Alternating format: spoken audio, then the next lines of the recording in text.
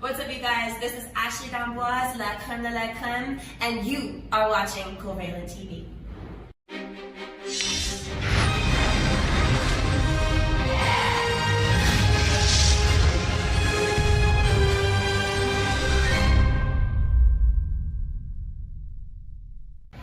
I'm Randy Luck, and you're watching CovalentTV.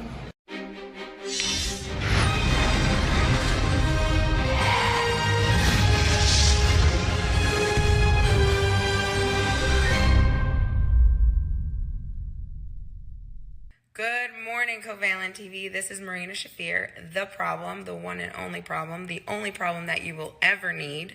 And I wanted to give a shout out to Daryl and Werner. And I just wanted to say, keep on stepping and keep on being honest and keep on being hardworking. And thank you for supporting me, and thank you for consistently being there for when I am performing. I just want to say thank you. And keep doing you. Keep being the honest podcast problem that you are. Take it easy.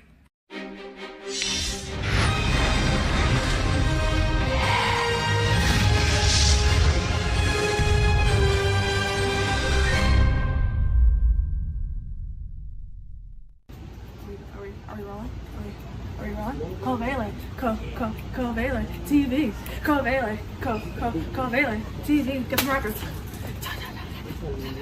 What am I doing, man? What up, Mr. Kate here. Make sure you're checking out Covalent TV.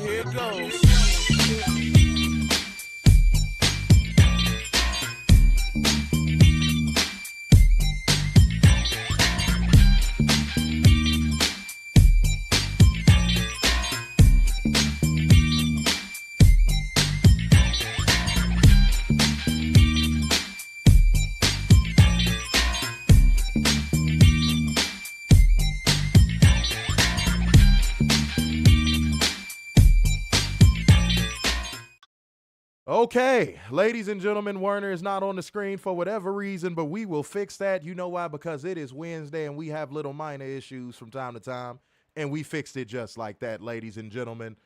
It is Wednesday. We getting over the week. We're getting there. We're getting one step closer to a revolution. So that means, welcome to your AEW Dynamite Live Review. This is your boy, Mr. Starksign. Big dude. Truth seekers, if you are in the house right now, you already know what the fuck to do, man. Set the goddamn standard. Quick, fast, and in a hurry, and do that Truth Seeker roll call in the comment section. Guys, this week has been one to remember thus far. It has been something absolutely positively fucking insane. And there's been a lot of just weird things coming out, a lot of big stories breaking just this past week and now this week. The news cycle has not stopped. It has not stopped. Now, we have you guys covered. You know why? Because we sift through all the bullshit, all of the words that don't mean anything. Oh, man, off the rip? Okay, that's what I'm talking about. Witness protection number 944-5567. There we go. Adrian Carpenter came through with the 10 Schmack rules, saying truth seekers. Yeah, shouts out to all the truth seekers in the building tonight. But no, the news cycle has been very crazy. We sift through all of the bullshit, and somebody had DM'd me on Twitter. Whoever you are, if you're watching the show tonight, you know exactly who you are. Somebody had DM'd me on Twitter and was like, when you guys sit down and you break down these stories and you break down everything that is going on with these shows and so on and so forth, what's your motive? Yeah, very, very defensive question, right? Very, very, very aggressive and defensive question. Like came into the conversation already with a really terrible energy, right? Mm-hmm. But I felt like, going ahead and cutting the lights on in the arena, making sure the sod is nice and ready for play. And I felt like, you know, doing a little bit of entertaining. I said, you know what? I'm going to go out on the field and I'm going to address this with this person. Yeah, we're going to get there. We're going to get there. Don't worry. Don't worry. Y'all be gnawing at the goddamn ankle. Be ready for this good work. I like it, though. I like the enthusiasm. But I said, okay, before I say anything else, where's this passive aggression coming from? I said, I could play the same game you're playing. I put it just like that. I could play the same game you're playing. I can ask a very defensive, passive-aggressive question as well. He's like, no, because I watch, you know, for you guys shows and so on and so forth. And, you know, I like you guys' substance. You guys have a lot of substance, but it seems like there's a motive there. Okay, now, generally most people's follow-up question would be this, and I ask this. What motive do you feel is there? Took this motherfucker about 3 hours to reply. I wasn't even really worried about it, obviously. I have a life. I wasn't really worried about it. But it took this motherfucker about 3 hours to reply. And he finally replies. And he says, it seems like you have a motive to see WWE become something that fits you and your co-host's vision instead of accepting it for what it is. You know what my next question was? What is WWE in your eyes?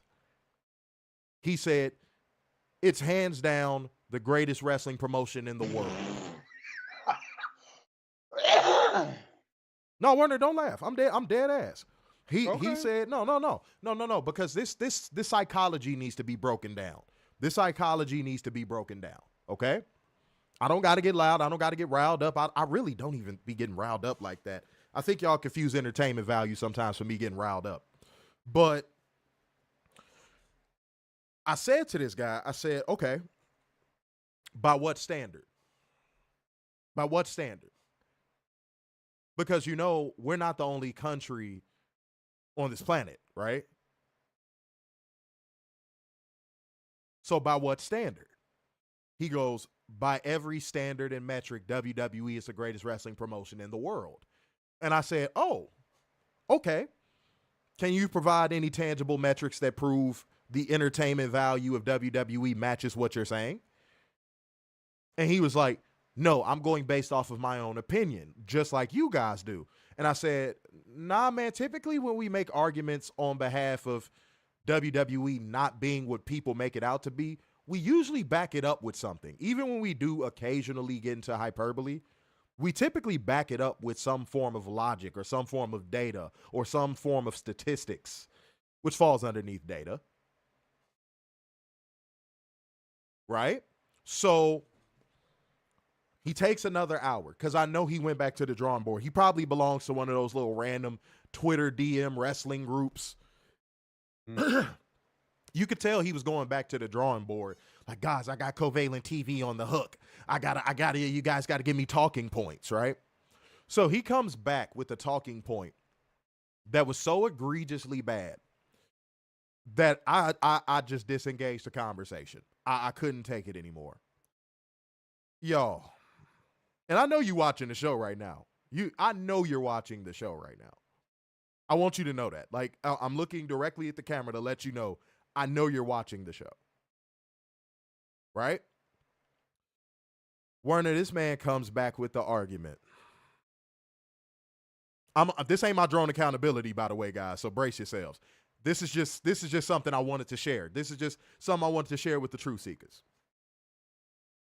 He says, and I quote, name one example of a wrestler that draws more entertainment value and eyes to a product alone than Logan Paul.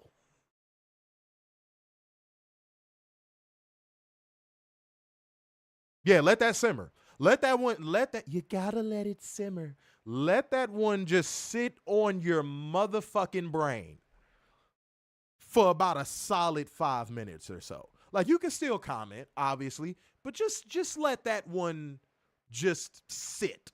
Let it just ponder on it a little bit. These people consider a company's success to be based on the measurement of eyes that they potentially feel Logan Paul brings to the company. And this, based off of what we were discussing before, right? This dude believes that Logan Paul provides the most entertainment value in all of professional wrestling. From a wrestler standpoint, from a sports entertainer standpoint, from a storytelling entity standpoint, as Michael Cho would say. Mm-hmm. So I'm going to make it definitive. Like when me and Werner have new edicts for the show, I communicated with him. I let him know, hey, this is something we're doing with the page. This is something we're doing with the show. When this is going to be a new edict for all my truth seekers. Normally I say, when you run into drones, all you got to do is just stick to the logic, stick to the facts, and they'll typically scurry off. That is no longer working. That is a strategy that will no longer work, and I'm going to explain why. Because these people have now actually dived into the pool of mental retardation. So put yourself in this position. And I'm being serious. I'm not making jokes. If you notice, I'm not making jokes. Would you walk up to somebody that is mentally challenged, that's just getting off of a bus, going home, and pick on them? No. Your morality and your conscience would not let you walk up to somebody who's like that and pick on them. These people are harmless when it comes to actual logic in debates. They're harmless. And I don't mean that to like make it seem like they can't cause damage, because these drones dox people, all types of stuff. But like when it comes to people like that sector of WWE drones, just don't even bother. There's actual brainwashing with drones like that. They're not joking. I think some people think they're joking. Me and Werner had that issue at first. We couldn't tell if some of these people were joking or not. When we first started the drone accountability segment, people couldn't tell if we were joking or not. There would be people in the comment section like, nah, that has to be a troll one. And we were like, nah, they're serious. So with drones like that, just don't engage. Now the drones that just are aggressively passive aggressive about the WWE product, okay, them you can stick to logic, facts, and all that stuff, and they'll run off. They'll call you a couple names and then they'll run off. They'll tout ratings and attendance and they'll run off, right? But drones like that, don't. It's not worth your time. It's not worth your energy. It's not even worth the brain space. Like picture your brain like a hard drive. It's not even worth putting 1 megabyte on your brain space for those types of people. You understand what I'm saying? Yeah, that's exactly what Xavier Jones, you know what's so funny about you saying that, bro? All jokes aside, that's exactly what I think of when I think of drones entering a conversation about pro wrestling and they tout WWE's ratings in attendance. Like Stewie running off after he goes, mom, mommy, mama. You know, Xavier Jones, you know why I like that comment too? If my mom was still here and she was in the comment section, she would have loved that comment. She would have loved that comment. That was one of the funniest things to her. She would have loved that comment. Because it's true. They go, ratings and attendance, and run off. Every time. Like every time. And this is all sector of drones. This is not just one sector of drones. Every sector of drones does this. Even the old grifting podcaster drones do it. They all do it. Well, how can you say that about them? And they're the ones making the most money. And then when you bring up the McDonald's argument of, okay, when you want a quality burger, do you go to McDonald's? They go, oh, well, if it's convenient, I'll go to McDonald's. Okay, and that's exactly why you're fat and washed up and nobody gives a fuck about your opinions, because the only reason why they do is because you wrestled with the fucking ECW. Get the fuck out of here. It's a lot of boneless takes out of here. I'm telling you, it's a lot of boneless takes out here. You got to be careful, dude. Because it'll be dressed up in this very nice package where it seems like it makes sense just because this person worked in the industry. It seems like it makes sense because they might be using a bunch of big words. It seems like it makes sense because this person was an executive at one point.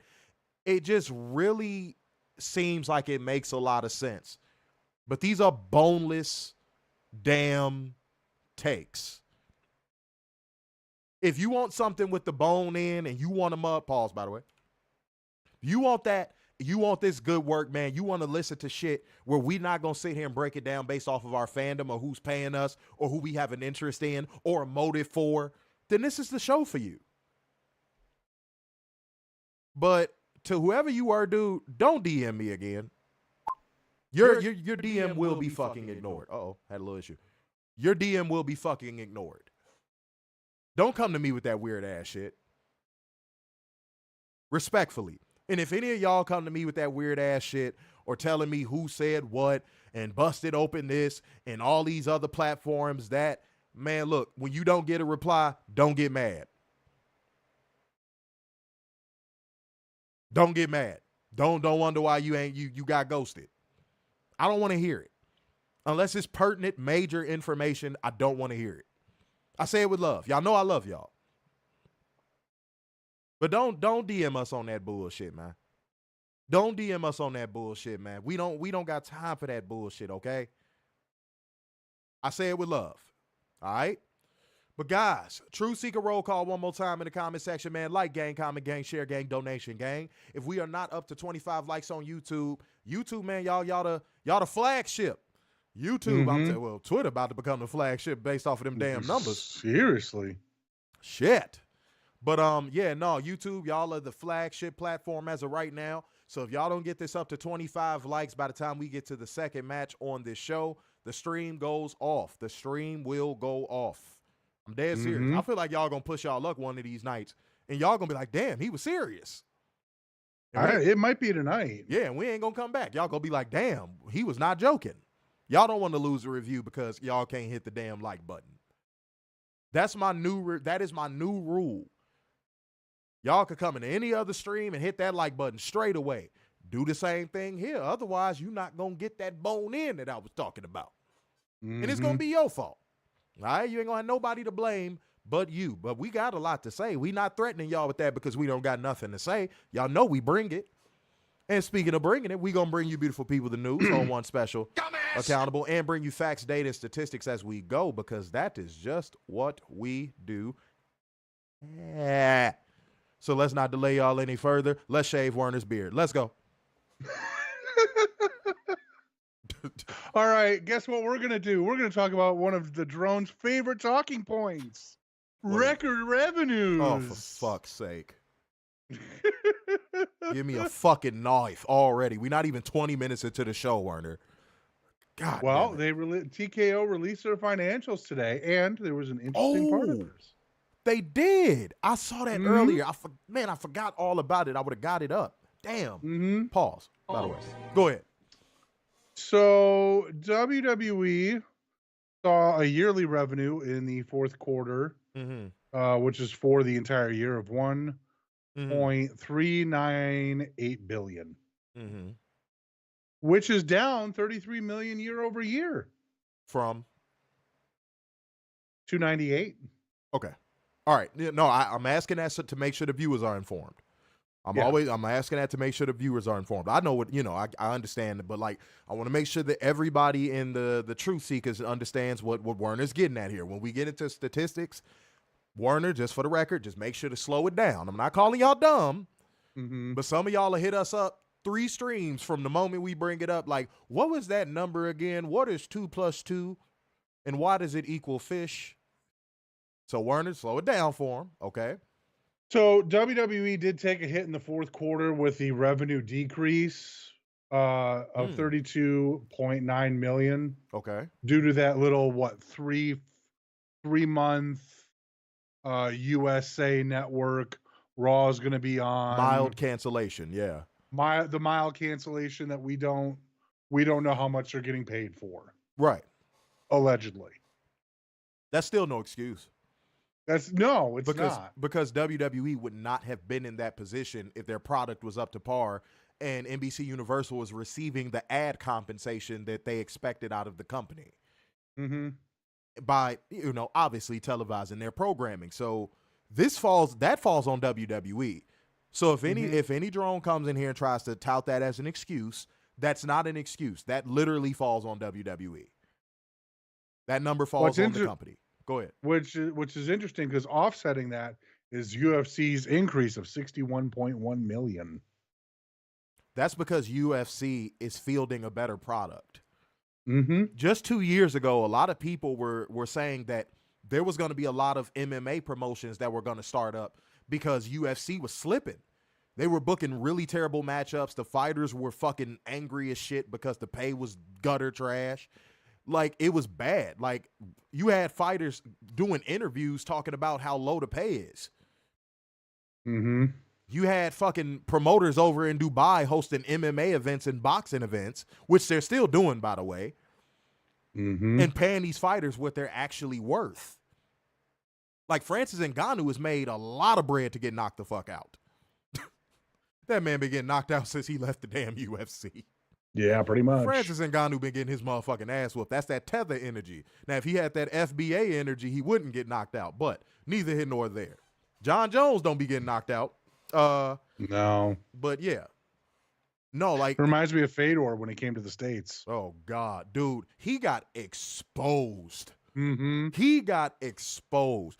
Oh, Fedor Emelianenko, dude, I'm telling you right now, that was the great white hope of mixed martial arts.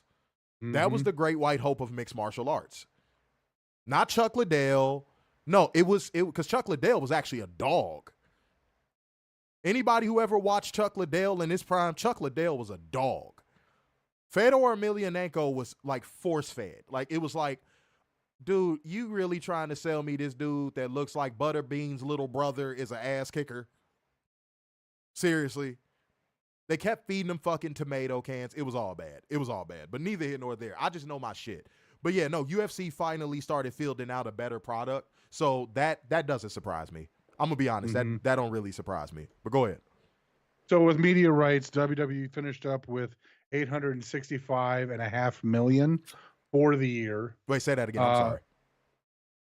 WWE media rights and revenue finished up at $865.5 million. Well, duh. For fiscal year 2024. Yeah, duh. Live events finished at $338 million. That seems low. And well, because they didn't start really price gouging till January. Yeah, that seems really low. Wow, I would have thought they made way more off of live events. I don't know why that seems so low to me. Okay, continue. Sponsorship was $83 million, with consumer products finishing at $111 million. That's also very low. Mm-hmm. Okay. Now, some other things. The WWE Network's deal with Peacock is up in March of 2026. Okay. Raw's viewership is up 13% on Netflix versus being on USA over last year. So Werner, I got to stop you just for 1 second. Guys, we had a whole front half of an episode where we talked about market trends, right? Mm-hmm. WWE, from hearing the numbers, and I know Werner has some more numbers, but just based off of the numbers I've heard thus far, it seems like WWE is staying afloat. It doesn't seem like a high tide. Like, I'm not hearing high tide numbers. Like, I'm not hearing numbers that are like jumping off the paper for me. Like, that $865 million media rights thing doesn't shock me, obviously, because of the deals with Netflix and, USA. Like, that doesn't shock me, but like, no number I've heard is jumping out at me. Especially not that Netflix shit, because when is that based off of? That timeline of the viewership? What timeline was the viewership based off of for Netflix? Netflix. Well, no, Netflix will be Q1 of this year. That's what I thought. I'm like, okay, so what was that? What was that viewership number you just gave? Run that back. No. I didn't give 13% viewership is up on Netflix versus USA Network last year at this time. I call bullshit. I think they're using the global number. Yeah, I call bullshit. United States. Yeah, number. No. If that was an earnings call, I would have been like, is that global? Right. That's bullshit. They're barely pulling over 1 million domestically streaming on Netflix. Like, we've broken this down. Mm-hmm. We've literally broken this down. Multiple times. The drones were saying that Samba number was wrong, and we were like, is it? Still wondering. Because that was a domestic number, correct? Correct. So, no. No,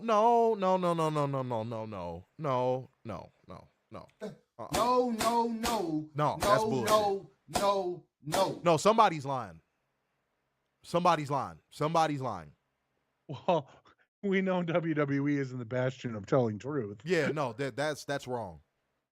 That's and you said what was the percentage again? 13. No. They're using the global for that. There's no way. Mm-hmm. There's no way. Now, people are saying that the 2.8, this is something I just want to toss in there. People are saying that 2.8 million number is WWE's floor on Netflix. And I was actually sent something by Matthew Shelton. Yes, I read it.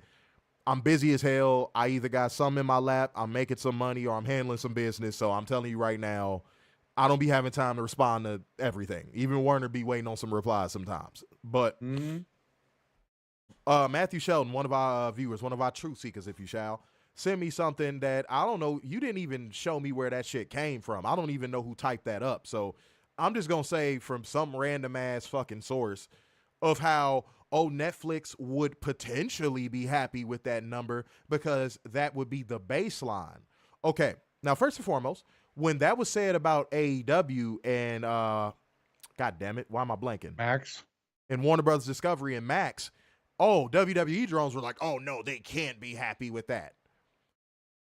But now you have, I don't even know if that was a media outlet, so I don't want to say, but for the sake of argument right now, I'll say it.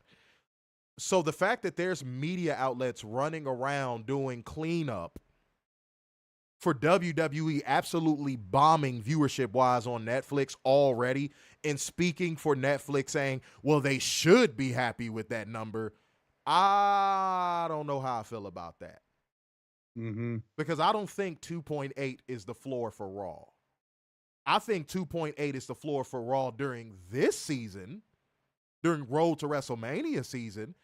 But me and Werner both agreed on the show live on camera in front of everyone to see that after WrestleMania, holy fuck, what are they going to do? And then what's going to be the excuse when Monday Night Football shows back up? Dude, and then the Rumble in Saudi next year, that PR-wise, that's going to be diabolical. Mm-hmm. I don't think, they probably, knowing WWE, they're probably working overtime to get ahead of that. Y'all gonna start seeing positive spin stories about Saudi Arabia around October this year. Mark my words. Oh, easily. Werner, mark my words, bro. Easily. No, easily. If not before then, I would be shocked. Mark my words. I would think the latest they start is October. Because I remember I forget the name of all of them fucking Blood Money shows they do. But it was before one of the Blood Money shows they've done in the past 2 years where they were like, oh yeah, in Saudi, now the women can drive. So WWE is helping change Saudi. I was like, what? Only in their deluded minds would they think that. I was like, homie, are you being serious? Are you being serious? So, yeah, be on the lookout for that, guys. Remember, we warned you. Remember, all of our truth seekers in the comment section, remember, we just told you. they're going to give the most positive PR spin for Saudi Arabia on WWE television and programming and with their controlled media by October. Mm-hmm. I'm telling you. All of a sudden, Saudi Arabia is going to be this magical place where everyone's free and they love and I'm telling you, it's such The a question is, great are we place. going to get another bikini photo shoot with all the women's wrestlers like last year? And if you think the Raw on Netflix debut was over marketed, that Saudi Rumble is going to be shoved down your throat. Mm-hmm. Do you know how much money Saudi probably paid WWE to get that fucking Rumble? It was probably an obscene amount of money. That shit is going to be marketed. Like I said, you're going to start seeing the PR for that shit in October. Mm-hmm. They ain't going to wait until December. No, you're going to start seeing the motherfucking press run for that late September, October. I would not be shocked if people start announcing themselves for the Rumble the night after Survivor Series. Wouldn't shock me either. They gonna try to sell that shit like it is the greatest thing since sliced bread. And again, I don't know if this is true or not. This is just me speculating. I would not be surprised if John Cena extends his little retirement tour to Saudi Arabia. For the bag. Yeah, for that bag. Absolutely. Yeah, for the bag. Absolutely.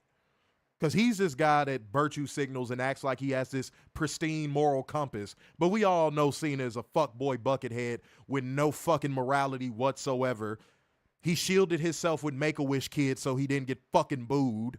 Mm-hmm. The company had to give him all these fucking colorful t-shirts and flood the WWE shop with his merchandise and give everybody else 2 items just to make sure his merch fucking sold. I could go on, but I don't feel like getting into the anatomy of a fuckboy buckethead right now. But y'all, the people who know. The truth seekers who know, ladies and gentlemen, okay? I'm going to leave that one right there.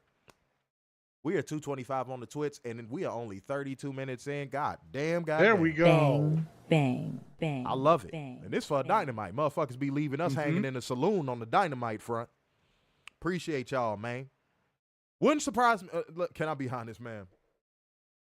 There's going to be like this fake virtue signaling protest of that Rumble by some of the talent. Mm-hmm. And then by the time it actually rolls around, I would not be shocked to see them on that card. And CM Hypocrite is no exception to that rule. Mm-hmm. It wouldn't surprise me at all. If I'm wrong, I'm wrong. But like it wouldn't surprise me. Go ahead. Let's be honest. Everyone's a price. Ooh, Werner, you glitched for a second. What'd you say? Everyone has a price. Yeah. Ah, ha, ha, ha, ha. And I'm sure just Punk's waiting for his prices to be met. Yeah, Too True for Life. Yeah, I'm a student of the game, man. I've said it before on stream. It's literally not fucking anything that I've never said before. Yeah, I've watched Bruce Bliss before. I've said it on stream, and he's one of the reasons why I'm even doing this shit right now. Because he was the only one that had the balls amongst the sea of podcasters of his time to tell the truth about WWE. Mm-hmm. And by the way, if you're going, oh, he told the truth about WWE, what about AEW? AEW wasn't around, dipshit. Mm-hmm. Ah, see, you got caught. You got caught. You fell right into the bear trap, didn't you? How is he going to criticize something that didn't exist? Yeah, he was the only person that had the balls. I've given Bruce Blitz his flowers before. Don't do the dry snitch soft call out. I don't like when people do that. Mm-hmm. Don't do the dry snitch soft call out because I've given him his credit. I've seen a lot of people steal our lingo on Twitter and all that stuff and steal our talking points on podcasts. And you know what? Nobody stands up for us in those comment sections and say, "Hey, you got that from CovalentTV." Mm-hmm. So I don't like that. Too Trill for life. I'm gonna be honest, man. I really don't like when people do that because I actually give people their flowers. All right. BOH said, "No lie, I just heard you live Monday night. Y'all are hilarious. I'm tuning more often. Appreciate you, man. Thank you, but sir. tonight is a more relaxed, like informative show. If we could do that with AEW, because the shows aren't a fucking constant insult to your intelligence. Unlike WWE. So we can spend the opportunity to educate more, which I love doing. I love doing it. I also love doing it as well, Werner. I ain't gonna lie. Well, who doesn't? Yes. Coochie. Okay. Dylan said his rants on John Cena were great. Yeah, no, he was the man. He was the man. Like, a lot of that stuff had entertainment value, but like also what people forget that gets lost in his rants, a lot of that shit aged magnificently. I went back and listened to one of his reviews from like 2014. A lot of that shit aged beautifully. You would have thought he recorded that recently. Mm-hmm. A lot of stuff that we say, same shit. Y'all gonna look back on it like, okay, I pride myself on this, and I think I've said this on camera before. If I'm not, this is my first time saying it. I pride myself, and I'm sure Werner does as well. We have a lot of shows that you could go, well, unfortunately, those archives are gone because we got some reports. Page got took down. It is what it is. But you could go back to the beginning of this new iteration, and you could listen to any of our early reviews. Mm-hmm. And a lot of that shit aged very well. Like, I pride myself on that. You can't watch a lot of our shows and be like, that didn't age well. It might be one or two things that we missed on, but we acknowledged it. So it's not like a big deal. But a lot of what we said, you could go listen to like our year 2, year 3 stuff, and you'd be like, damn, they was on to something. So yeah, no, that's something I pride myself on. So salute to Bruce Blitz, man. It's funny, we live in the same city. I ain't never ran into him, man. I would love to run into him and just tell him, you know, he's one of my inspirations, man. One of my inspirations. Obviously, my mom was one of my inspirations too, you know, because she the one that put me on the game, man. So yeah, that AEW is cooking. Okay, let me read a couple more comments. So I think CM Punk will not be in the 2026 Royal Rumble. I believe my prediction will happen for Money in the Bank. Okay, I mean, I wouldn't put my chips down now if I were you. Right. Everybody's going to go on this virtue signaling war path up until the money start flowing. Mm-hmm. Does that make sense, Pin Mike? A lot of these wrestlers are going to go on like this virtue signaling war path leading up to the 2026 Royal Rumble. And then once the checks start getting handed out, a lot of these wrestlers are going to be standing in line. That's an old school reference. Remember when you used to have to pick up your check? Mm-hmm. Yeah, so I would slow down on that. I would not place my bets right now, dude. I would not place my bets right now. Said if he isn't on that Saudi show, I would respect CM Punk. I don't know if I would go as far as to say I would respect him. He's still a hypocrite, weirdo, punk ass. Mm-hmm. But like, I would tip my cap. I would just be like, hey, I was wrong. You know, that's what being a man is. You know what I'm saying? Which I'm not sure he knows too much about. I had to get that one in, Warner. I'm sorry. I had to get that one in. I had to. I'm sorry. I'm not disagreeing. Now, speaking of people that for whatever reason or another, they need to get their shit in. Ladies and gentlemen, we have reached a portion of the show that you all know, love, and hate at the same time because it causes you great distress, misery, and absolutely, positively, lots of bucks in therapy sessions, ladies and gentlemen. So if you know what is coming up in this show and you rock with it heavy, go ahead and drop that brang thang thang with the choing chong chang in the comment section. It's about that time for us to do it, Warren. It's time for us to hold one special accountable. It is time for drone accountability. Lego. This is from Twitter. I hate you. I didn't even start yet. Werner opened up a squirrel abortion clinic. That's what Werner did. That's why I don't like him right now. He started the first ever squirrel abortion clinic. And I have people arrested for praying near it. And Werner said, "You'll go nuts for these abortions." As the tagline. Oh, God. Okay. Go ahead and get into your drone accountability before my brain keeps rolling. All right. This is from Jack the Jobber. He decided a fantasy book. Save the squirrels. Yeah, pretty much. Mm-hmm. Said, oh my God. Okay. Cody turns down Dwayne. Punk wins Chamber. Punk screws Cody at Mania with Dwayne's help, who is happy to carry out the Heyman favor to scorn Cody. Summer Punk 3. If only there was a former rival of Punk's who could save WWE and win his 17th title.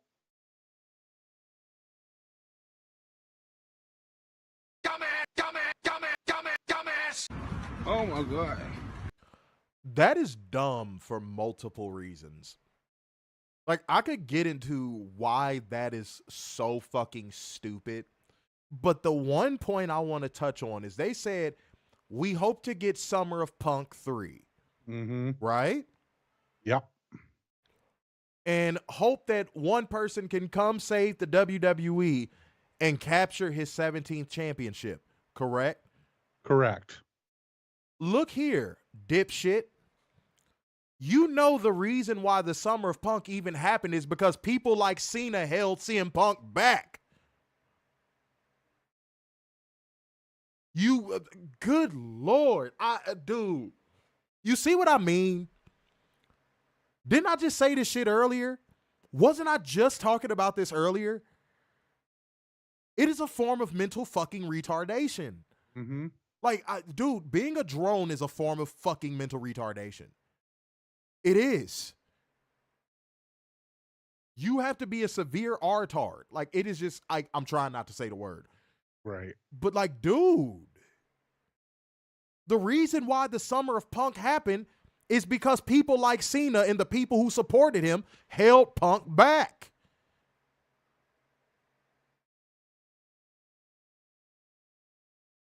Phoning the fucking International Space Station.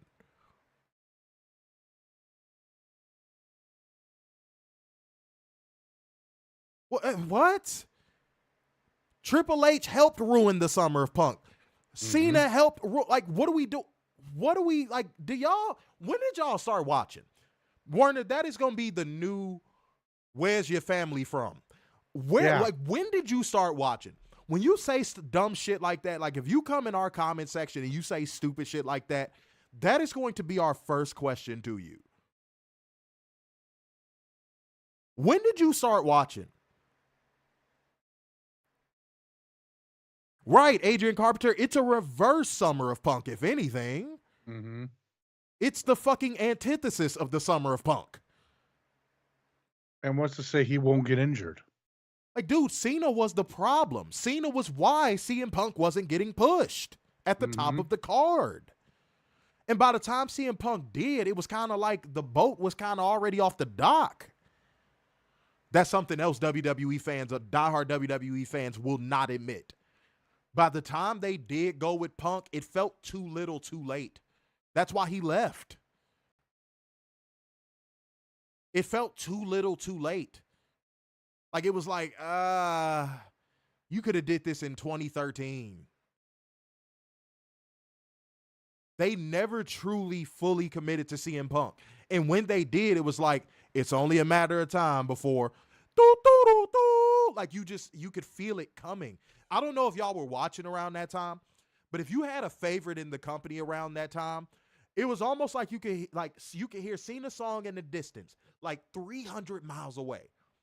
And the more your favorite got over, you could hear it getting closer and closer and closer and closer and closer. And you were just like, oh, here it comes. Here it comes. And he would inevitably come out there and have a segment and try to use some of your favorite wrestlers' overness to rub off on himself like fucking lotion. And then he would inevitably bury them. Cena was a succubus to the industry for the better part of a decade. And no one will admit it. No media wrestling personalities, no WWE fans, no nothing.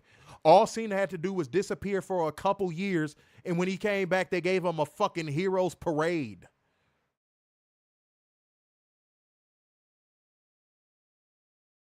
Stop me when I lie. Yeah, he was a fucking leech. A leech don't do him justice. Succubus does more justice. The dude was a succubus. Everything that he approached and he got close enough to was worse off as a result. You could peel a leech off of you. You could peel a leech off of you and be okay. Yeah? Come on, man. Look up all like if y'all think Cena is this really good, nice guy, and he's just so charitable. If you think he's that guy, look up stories of wrestlers he's buried, like the behind the scenes stuff. Mm-hmm. Look it up. Oh, and by the way, if you ever think WWE as an entity and as a company is charitable and they love doing all these good things, guys, this was around the time the Connor's Cure thing started. Do y'all know that Stephanie McMahon sent out a tweet saying philanthropy is the future of marketing? It's how brands are going to win. Look it up. Look it up. If you don't believe me, look it up. They look at charity as marketing, as a marketing tool. So every time one of you fucking dorks have ever said about Cena, well, you gotta respect him because he does Make-A-Wish. He's so charitable. He cares about the kids. That's how the company he worked for views charity. So do you think he didn't view it the same way? Oh, all right. Okay. All right. Okay. Just dropping some truth on you real quick. Just dropping some truth on you real quick. Sorry about that. We had to take a quick little truth break. That's all right though. All right, guys, I'm back on the drone accountability front, man. Y'all got a whole bunch of good work, but I am back on the drone accountability front. So now it's time for me to hold one very special Dumbass! accountable. All right, here we go, ladies and gentlemen. The context is that Fox denied involvement in a rumored new Vince McMahon wrestling promotion, which if I was them for public PR purposes, I would do the same thing. I would be like, we ain't got nothing to do with that shit, man. And Warner, stop looking up porn on the show, man. I'm not looking up porn on the show. You look real focused. Like you doing mental masturbation over there, man. Pay attention.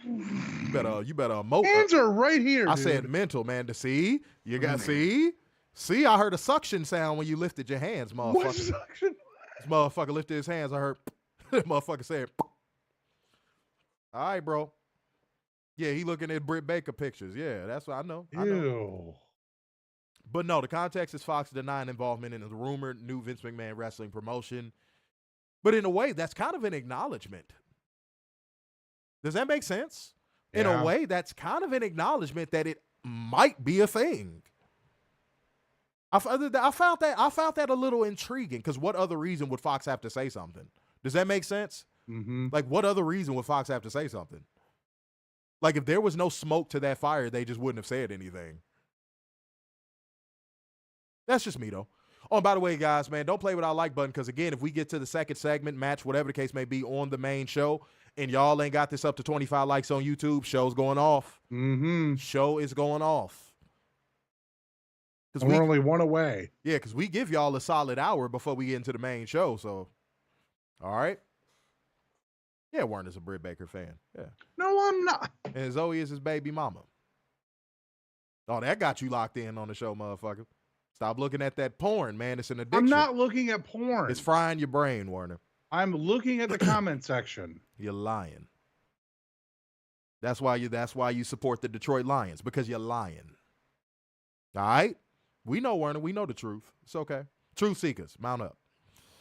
But screen name It Begins 2012 had this to say about Fox denying the Vince McMahon promotion. Vince deserves to be back into the business he helped shape and keep alive for years.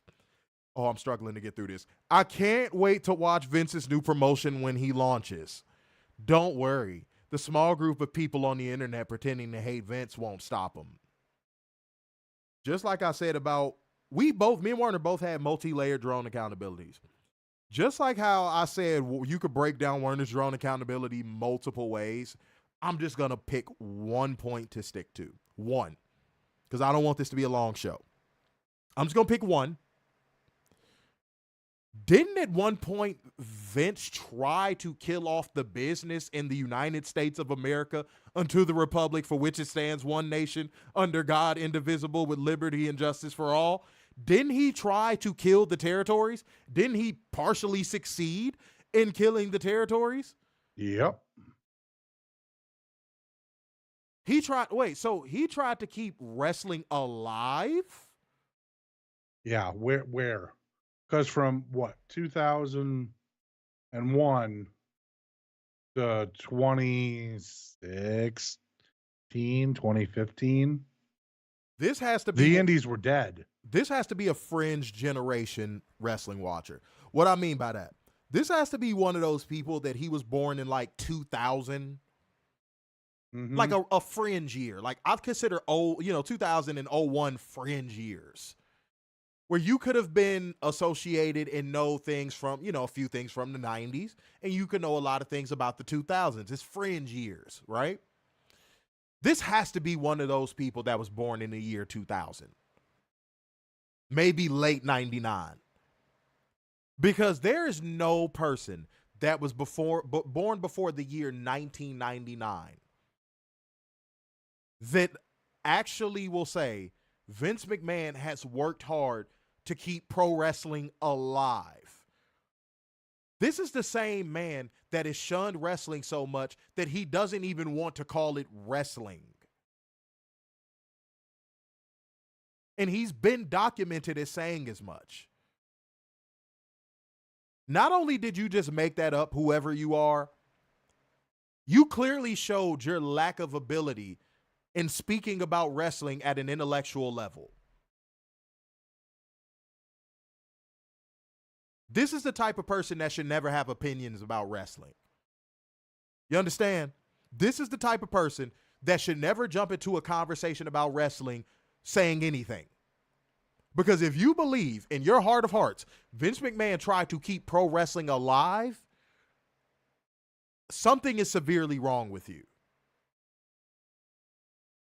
And it's something severely wrong with your very flawed argument. And it could be easily debunked by saying, where's WCW today? The defense rests, Your Honor. Where's WCW today? Look at where TNA is currently at today. The company he built has a mission statement of killing professional wrestling, not building it. WWE had an exclusivity clause when it came to working with other promotions, and they still do. Do you think TNA could work with AEW right now, even if they wanted to? Nope.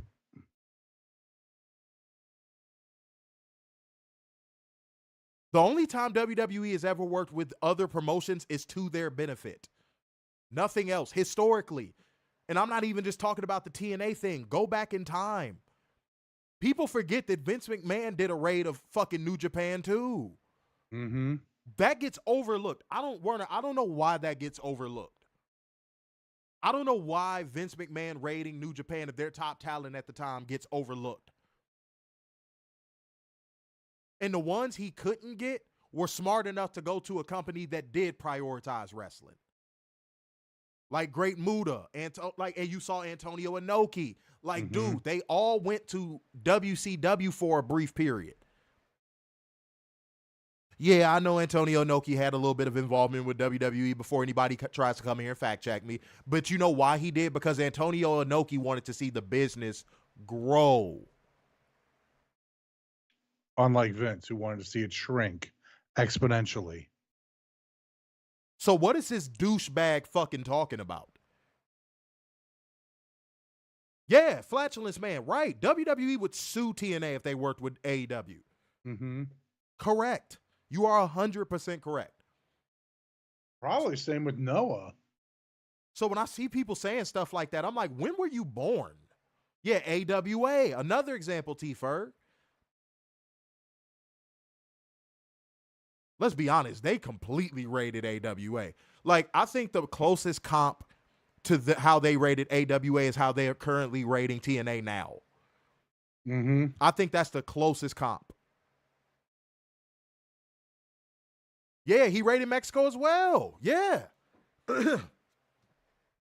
Yeah, dude. WCCW. Yeah, that's another one.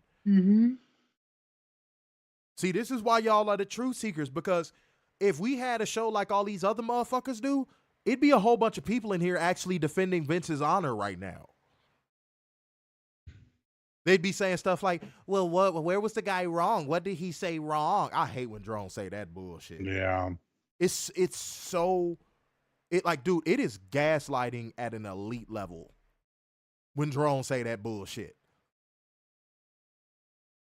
Because they act like this shit is not a part of recorded damn professional wrestling history. Come on, man. No, WCW more so got a lot of the Midwest guys. WCW kind of got a lot of the Midwest guys at first. And a lot of the Southern Territory guys too.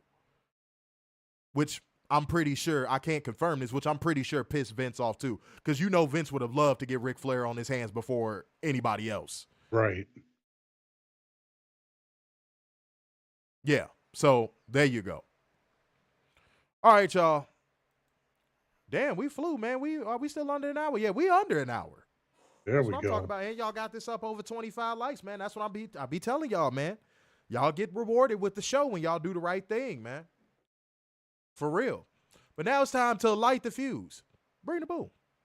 Dynamite. Dynamite.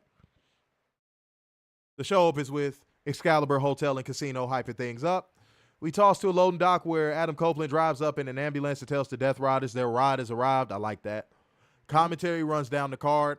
We get a promo video from Mjif as he gets his AEW ankle tattoo removed and complains. He's going to WWE. Yeah, get the fuck out of here. You watch. He's going to WWE. And he complains He about learned his God damn it, Warner. lesson. You actually started to sound like a child for 3 seconds. God damn it. Almost threw a remote at your ass. And complains about the fans not properly loving him and choosing Hangman over him. The only 3 letters that matter to him now are Mjif.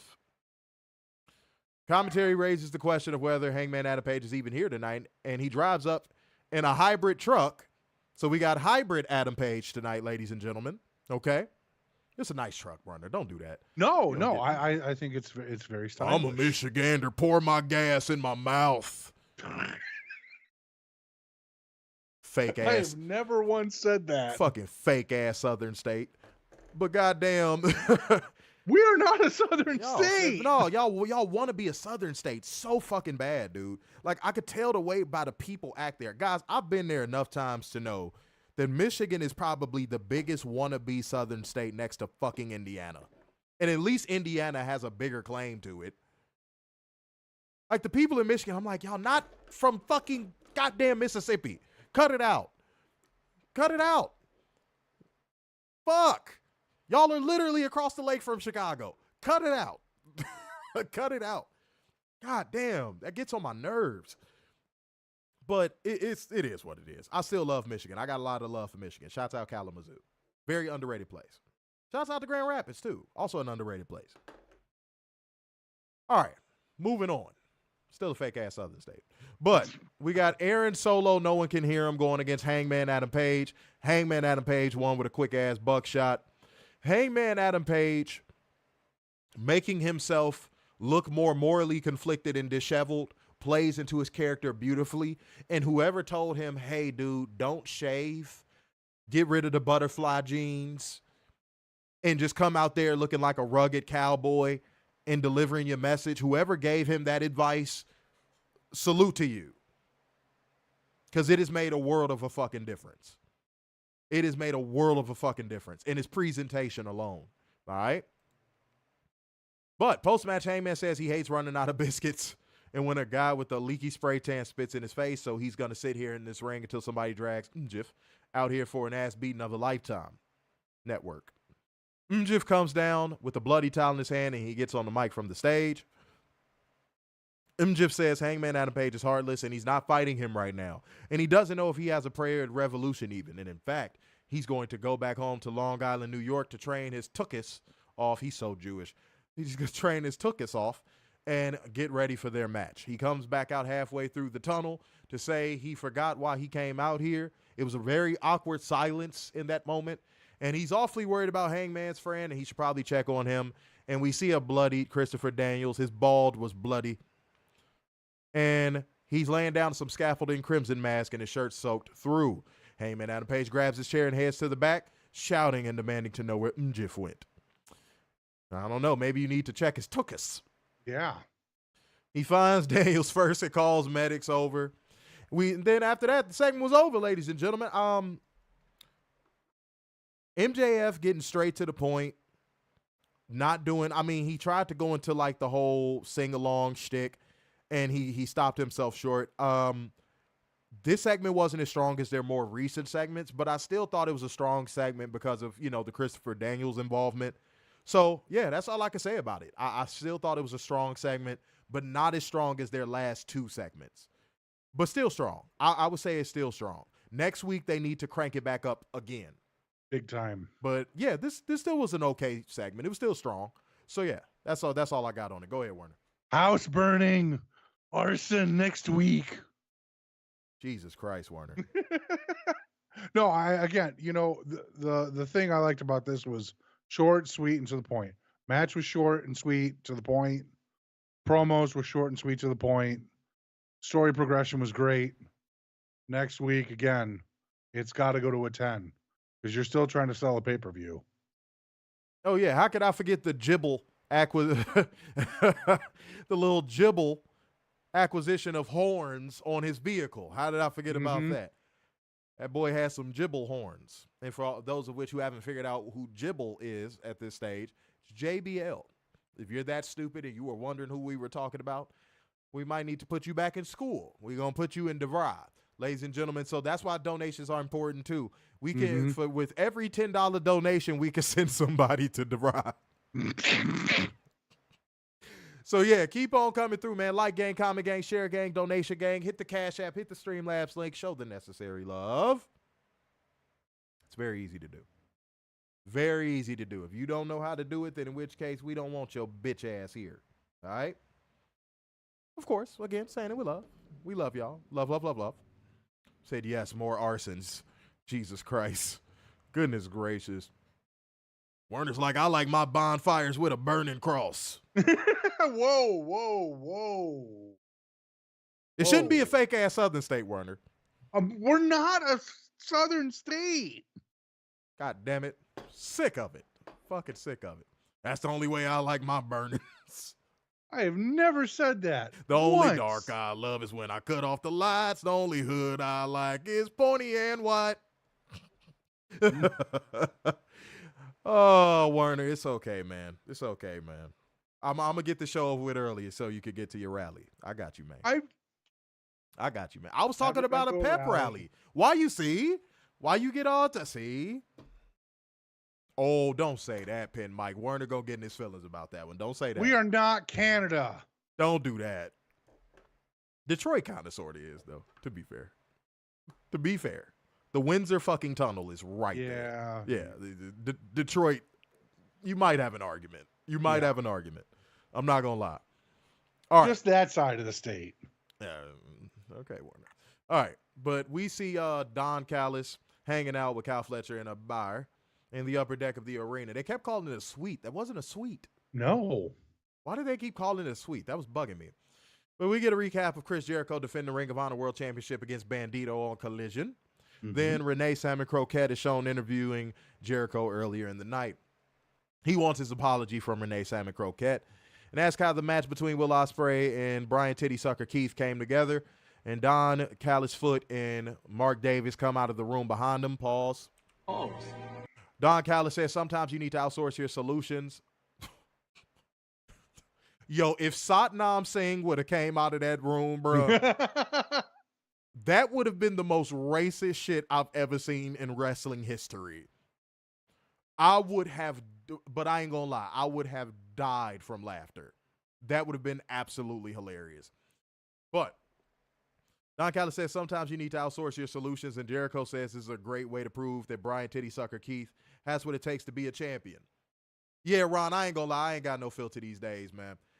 I've seen people get canceled for less, so you might as well just say whatever's on your mind. Yeah. Like, seriously, people are just getting canceled for the dumbest shit these days. It's getting a little bit better now, and funny enough, that seems to coincide with something, Warner. I don't know.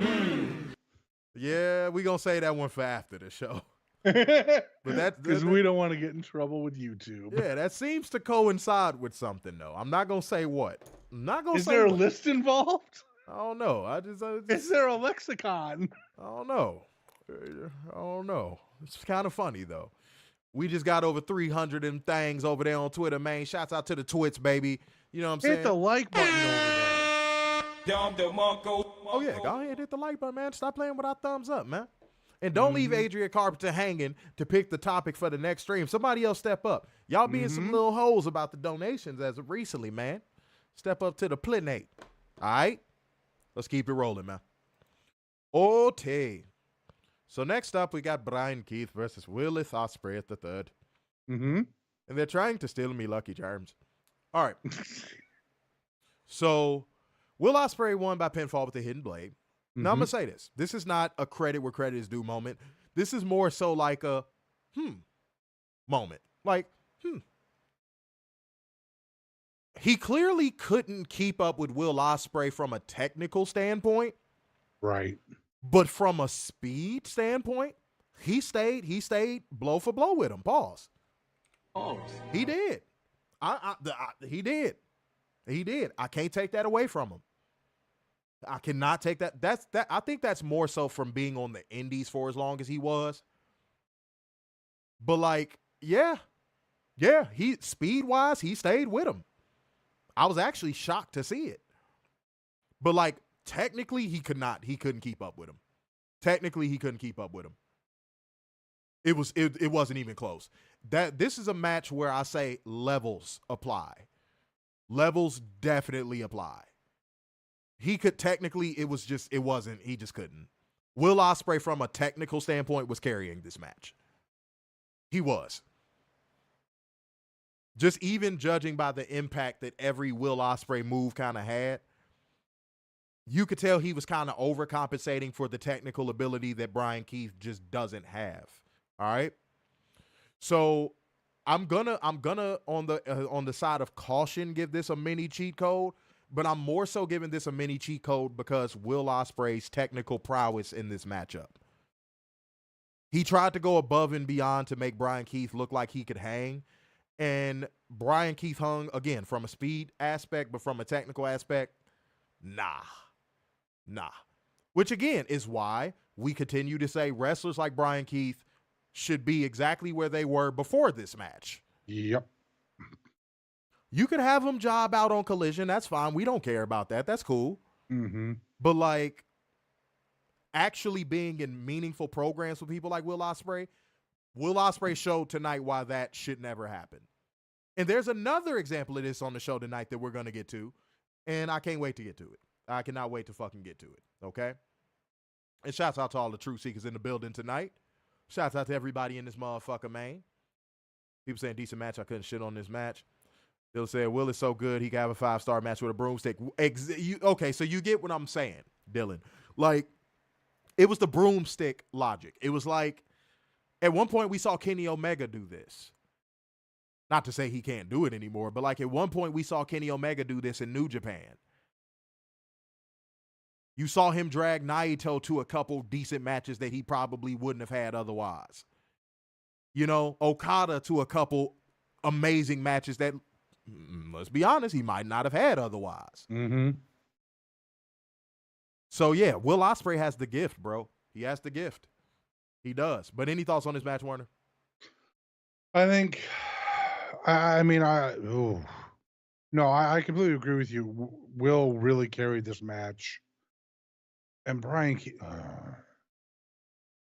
should not be in the position that he's in. Yeah, he just don't have it, bro. Yeah. I don't know why people think he's up here when really he's around here. Maybe on a good day. Like, if Will Ospreay can barely pull you to a mini cheat code. Yeah, you might not be the guy, bro. Because I'd have seen Will Ospreay pull people to cheat codes that I never thought would have cheat codes. Right. You know, so hell, the man elevated Kyle Fletcher by himself. Mm-hmm. You get what I'm saying? Like, So if he could put Kyle Fletcher on the map, not to say Kyle Fletcher isn't talented, but y'all see where I'm going. Post-match, Kyle Fletcher and Will Ospreay brawl in the crowd briefly before security pulls them apart. Again, this is how you do a brawl. For a second, I thought they were going to do the invisible wall. I was like, oh, don't do that.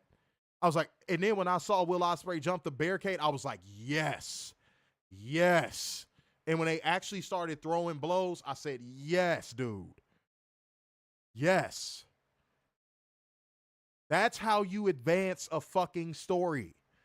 Not these fucking pull-apart brawls that end in an invisible wall moment every goddamn week. And guess what? Did Will Ospreay's music have to hit for him to run up there and fight with Kyle Fletcher? Nope. Yeah, even the brawl deserved a mini cheat code, Ron. Yeah, man. T-Ferg79 said Ospreay and Fletcher could be a long-time rivalry. Are we going to see an Ospreay New Japan style heel run? Yeah. I wouldn't say why not. You kind of got a glimpse of it when he first got there. Well, not first got there, like before he signed on the dotted line with AEW. Right. Yeah. When he was going up against Kenny. Yeah, you kind of saw a little sneak preview. All right.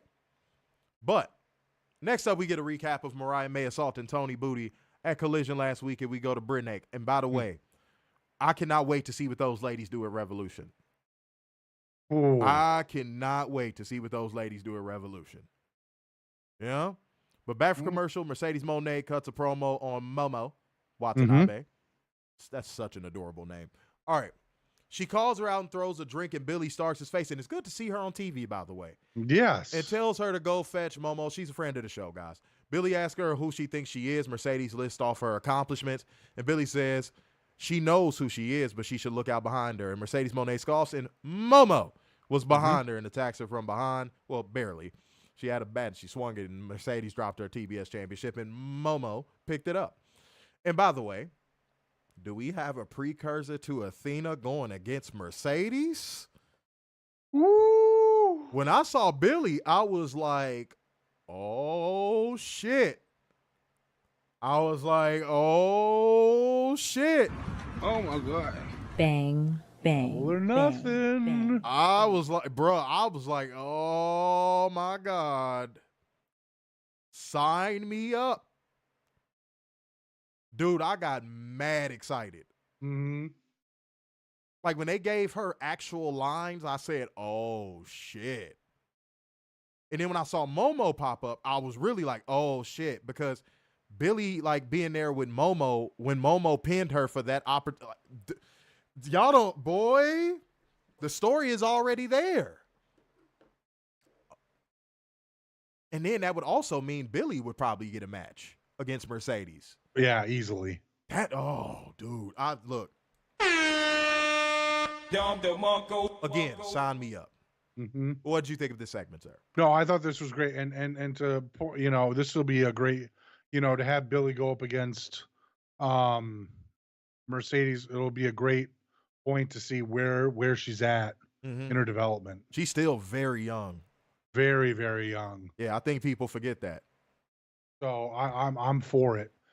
If we get Athena. Though the Buddy. matches they would have, dude. Oh, buckle up. You want to know Buckle up. You want to know why I say that? Because Athena was holding Mercedes' role as the women's best bout machine before Mercedes even came to fucking stardom. Right. Athena was doing what Mercedes is doing now before Mercedes even left WWE. I think a lot of people forget that. Yeah, boy. That match would tear the house down, dude. Easily.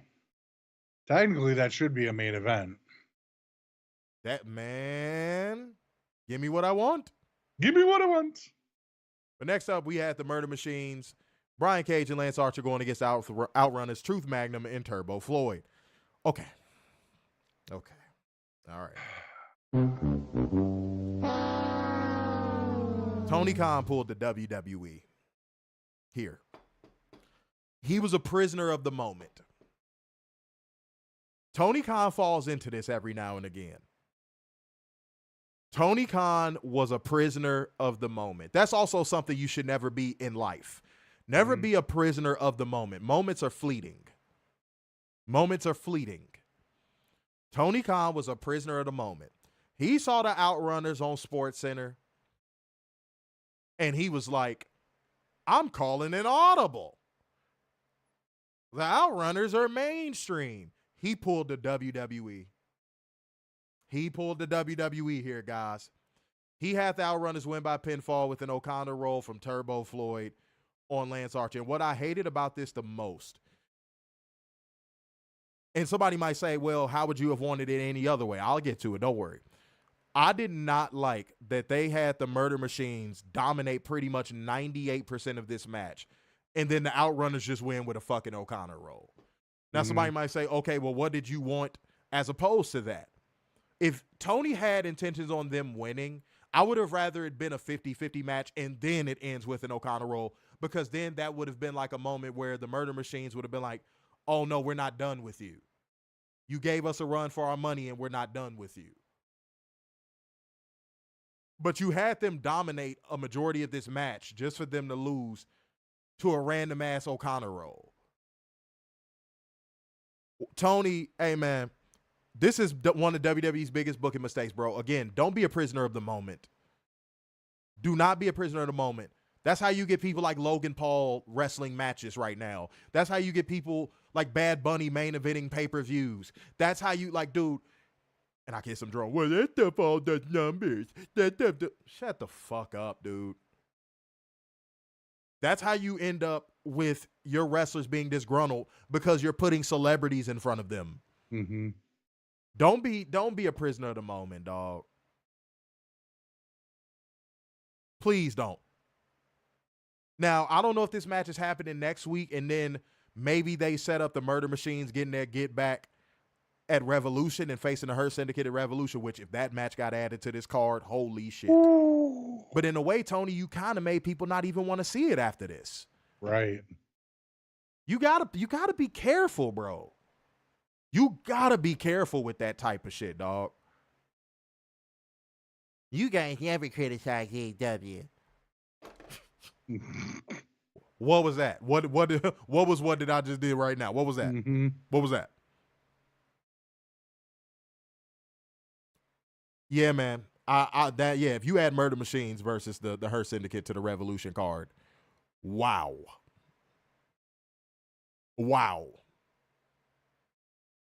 I would be very intrigued. Tony would have to heat the Murder Machines back up within the next week, but if they can do it, and that match gets added to Revolution, woo. They need a match on Collision ASAP, and then another match on Dynamite next week. Yes, indeed.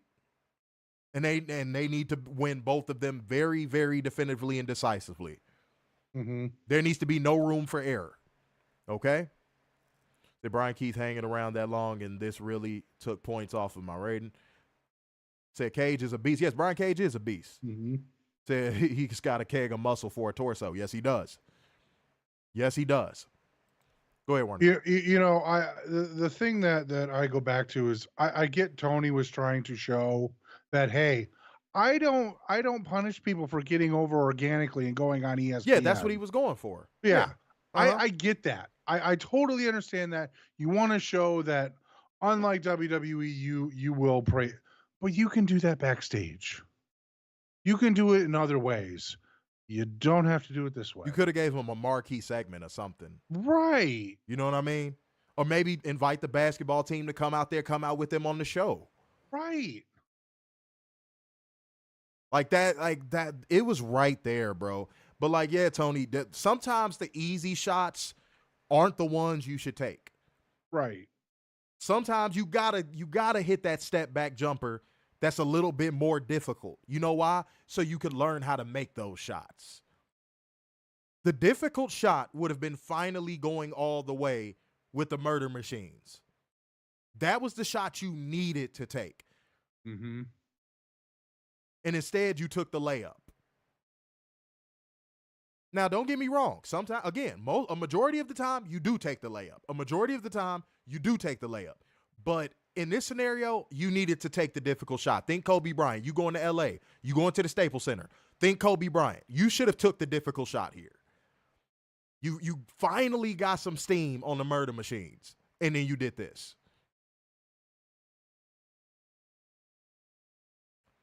This wasn't a good look, man.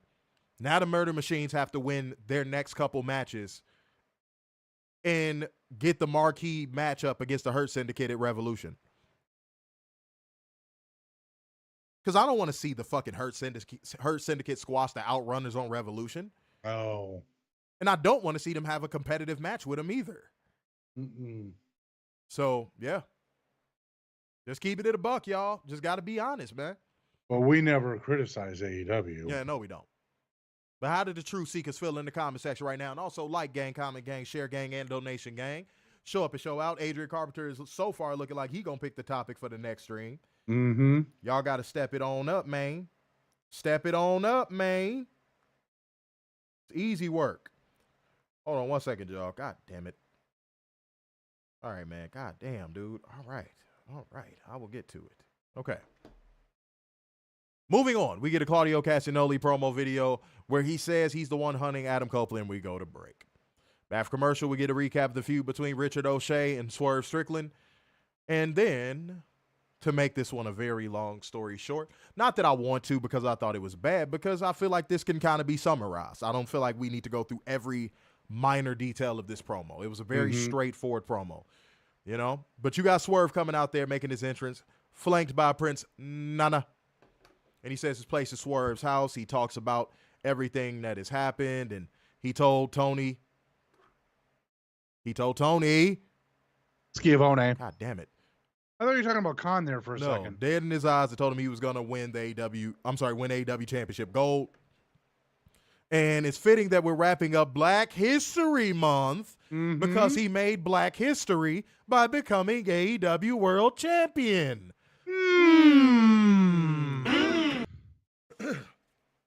Would you look at that?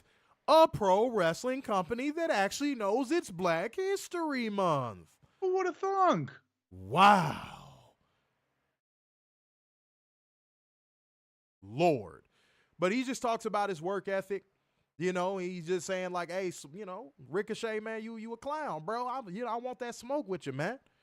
So out comes Richard O'Shea with the robe on in a fucking Philadelphia Eagles snapback. And like, dude, he looked like he got drunk at an office party and just stumbled out there. It was funny. I don't know why that was so funny to me.